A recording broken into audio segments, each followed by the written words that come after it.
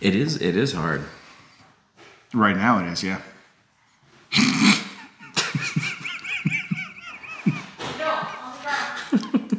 I was gonna say, it's hard adapting to this time zone. Yes.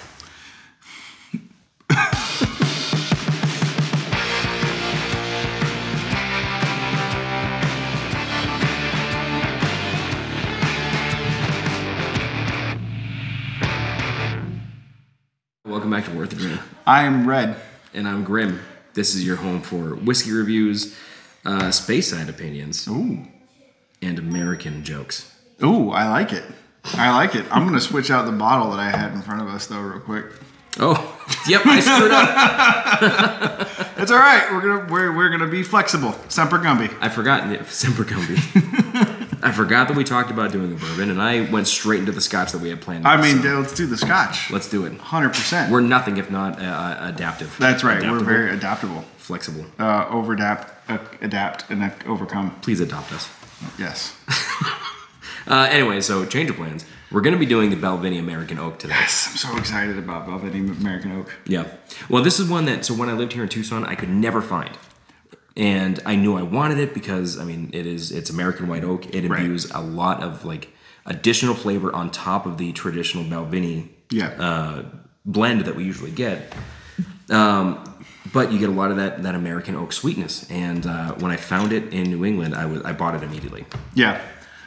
So we have done Balvenie one other time. So I'll link that up here. We go through the history of Balvenie and the multiple casks and the double casks and double oak and everything. We talked a little bit about the double wood, but we primarily focused on the Caribbean cask when we had Lori join us. Yes. That was a fun episode. That was for National Rum Day. It was. Because the Caribbean cask is a rum-finished single malt. Yeah. So Balvenie is a Speyside Scotch. Non-peated. Mm-hmm. And this one is, as you said, a finished in American oak barrels. Yep. Are they virgin American oak barrels? So they're not used before. I don't. So, we figured it out. We figured it out. Balvenie gets virgin American oak from Kentucky and gives it a deep toast, and then fills those barrels with ex-bourbon barrel aged whiskey. And it's important. So they do that at their own cooperage there on site. Yeah. I really just wanted to say cooperage. Cooperage is a fun word to say. It is. Cooperage.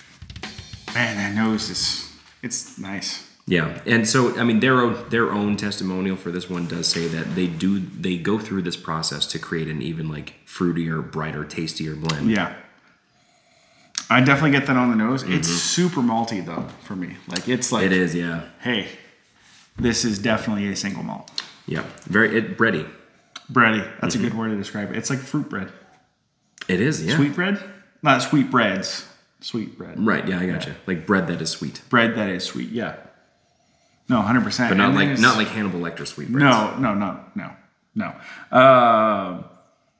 And then that fruit sweetness coming in at the end is like it's like orchard fruit to me. Yeah, I was gonna say like maybe a little bit of apple. You know, it not so much like the scent of apple, but more like the smell of an apple orchard. Yeah. Apple and wood. Yep. Yeah. Cheers, buddy.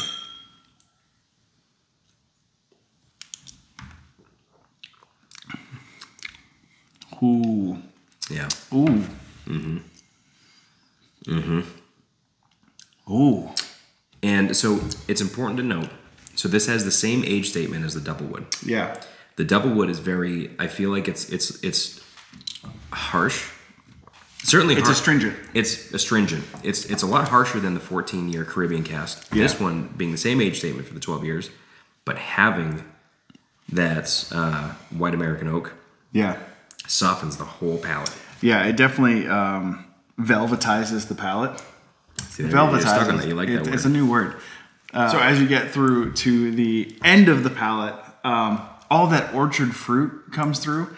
And it's like when you're walking through the orchard and you smell like the fruit that's been on the ground for a little while. Like extra ripeness, like overripe apples. Yep. That's the feeling I get on the end of the palate. Yeah.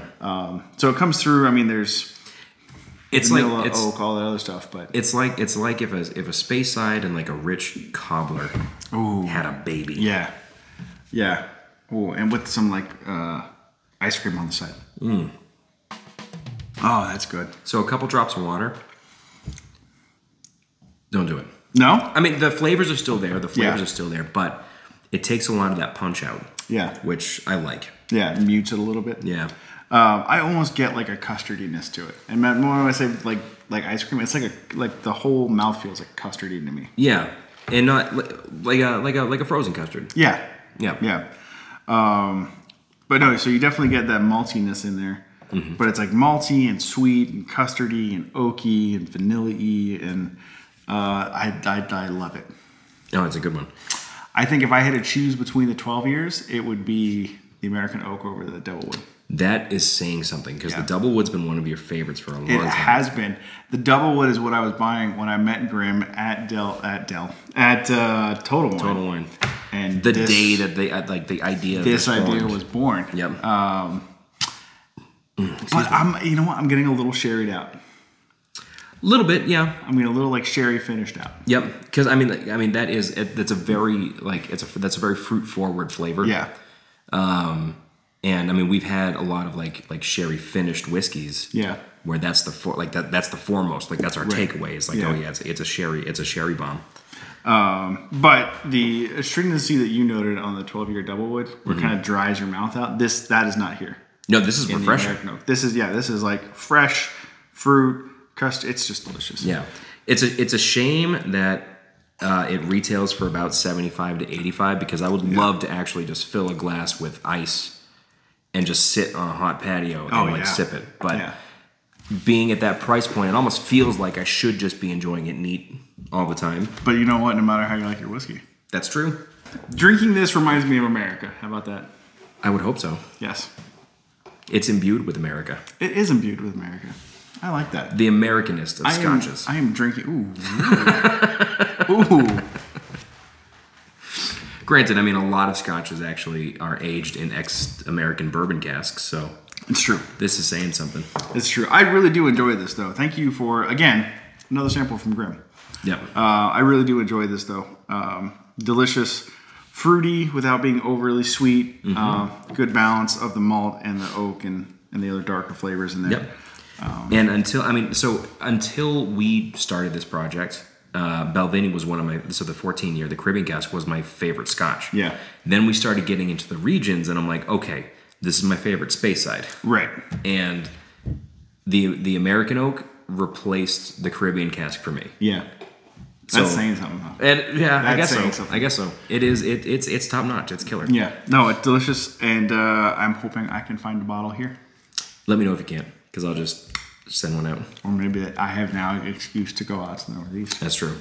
See. Yep.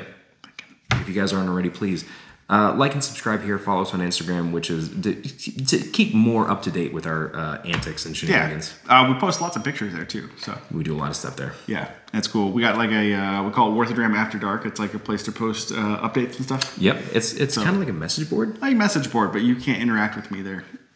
Us there. It's more. So, it's our message board. It's our that you guys can just see things straight to you. Yep. Awesome.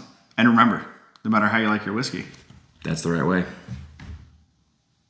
I'm not going to do the sound this time. Oh, fair. I'm sorry I called you out. I didn't want to make you self-conscious about that. But I'm not going to do it now. Well, I get that, but I mean, like, if you wanted to, I'm not going to stop you if you want to do it now. Okay. Well.